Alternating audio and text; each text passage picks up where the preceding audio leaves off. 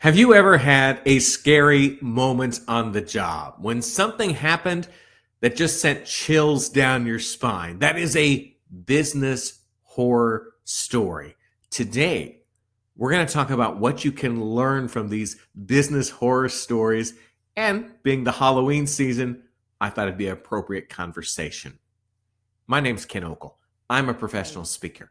I talk to audiences about ways you can improve your performance on the job, and I pull from a background that includes broadcast news, hurricane relief, and professional ballet.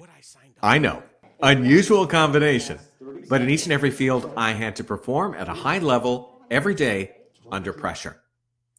I think everyone has experienced a business horror story, and maybe that's why they're attractive to us. It might involve a boss who just was a little annoying. Perhaps there was a coworker who could be a little scary at times. Maybe there was a customer who's really demanding, and if you saw that they were calling you or they sent an email, you suddenly got really nervous, really scared. Or perhaps it was a situation that was out of your control, that was very frustrating. It is that story that you remember, you tell people about it later, and maybe you try to top each other, where you're like, oh, you think you had it bad? Listen to my horror story.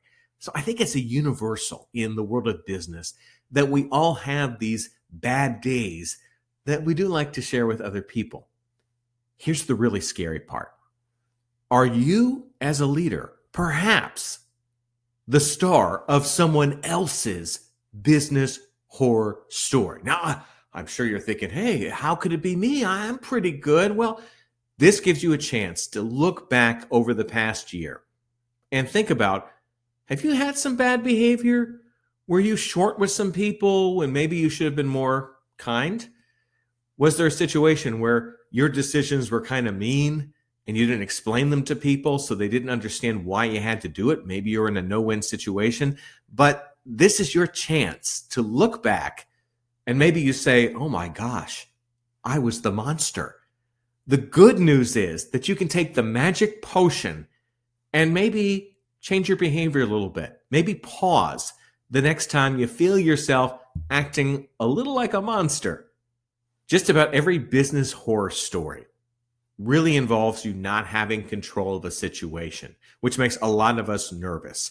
Can you get a little more comfortable with uncertainty? Maybe you decide to focus on what you can control.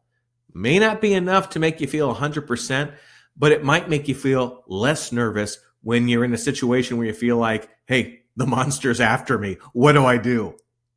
I think we also enjoy these business horror stories because we can get empathy from people. We tell the stories to someone and they go, oh, that was a bad situation, Ken. Man, I'm glad I wasn't there. Or as I mentioned before, they may say, oh yeah, I can top that one. You may be in the perfect workplace, but I think business horror stories can still be useful because when you hear someone tell it to you, you may have an opportunity to say, oh my, what would I do if I was in that situation? Like if you were being chased with a monster, how would you hide? Where would you go? What would you do? With horror movies and stuff, we think about that stuff as we're watching the movie or afterwards with friends. We talk about it.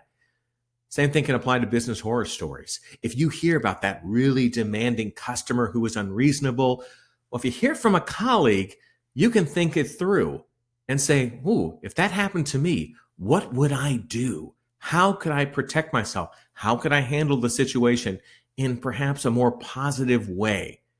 Business horror stories can be very informative because they allow us to think about those scary things that we might not have otherwise considered.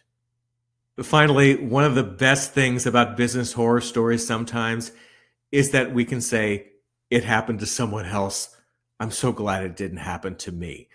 It gives you the opportunity to maybe pause in your workplace and celebrate the things that are going well. So if you have a supportive boss, if you have good coworkers, good customers, other pluses, really take a moment to celebrate them because you know the monsters are out there.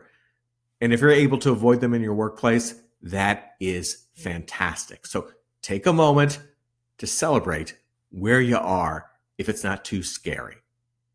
I hope you've enjoyed these tips, kind of a different look at your workplace.